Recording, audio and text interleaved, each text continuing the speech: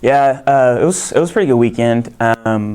It got hot quick on us. The event started at 9. By the time they were 10 minutes in, it already would raise like 10 or 15 degrees. So it got pretty hot pretty quick, but same conditions for everybody. So it kind of had to be tougher than everybody out there. But yeah, David did great.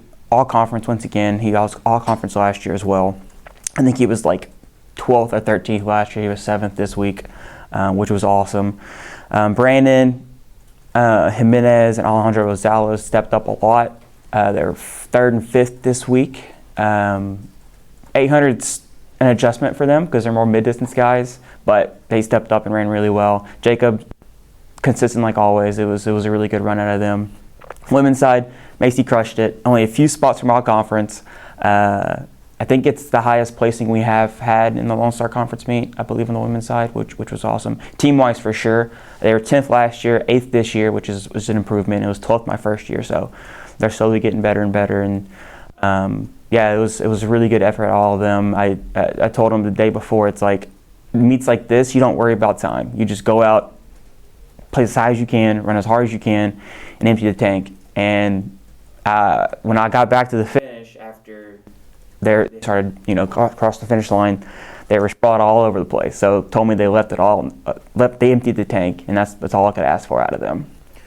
Coach, how does it feel knowing, David Soto being a sophomore, and he's done some incredible things in his first 2 years, and now Macy Cogburn, who is a newcomer, freshman type runner, they're both underclassmen, and they are leading their respective programs. How is it for you as a coach knowing that you have these underclassmen that are setting the pace, setting the example for your programs? Yeah, it raises the expectations we have for everybody. Recruiting, ones we have now, like, they're kind of the standard of what we want. They do everything like they need to do. In practice, in the classroom, as leaders, as the best ones on the team, they do everything they need to do to help the program out. And they help with recruiting. I think just them not only being as good as they are, but the good people they are too is kind of what we look for. And they kind of set the standard for what we want. And like you said, a sophomore and a freshman, we still have lots of room for improvement and lots of time to get there. And both programs will keep getting better with them in charge, leading the way. Guys, November 9th is going to be you guys' regional meet. That's going to be in Denver, Colorado.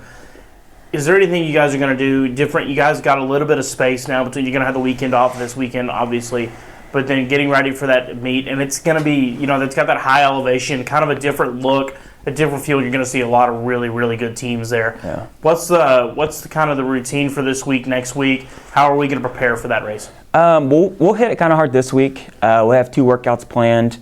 One's kind of more of that 10K base type workout for the men, since they have the 10K at regionals. Women have a 6K again, which this will be their 3rd one, so they're kind of used to it by now. But a little longer, harder workout one time this week, and the second will be more fast stuff, just to keep those fast twitches moving pretty solid. So yeah, as far as next week goes, we'll do something pretty easy-ish on Tuesday, and we'll leave Thursday. As far as the course itself, I was there 2 years ago.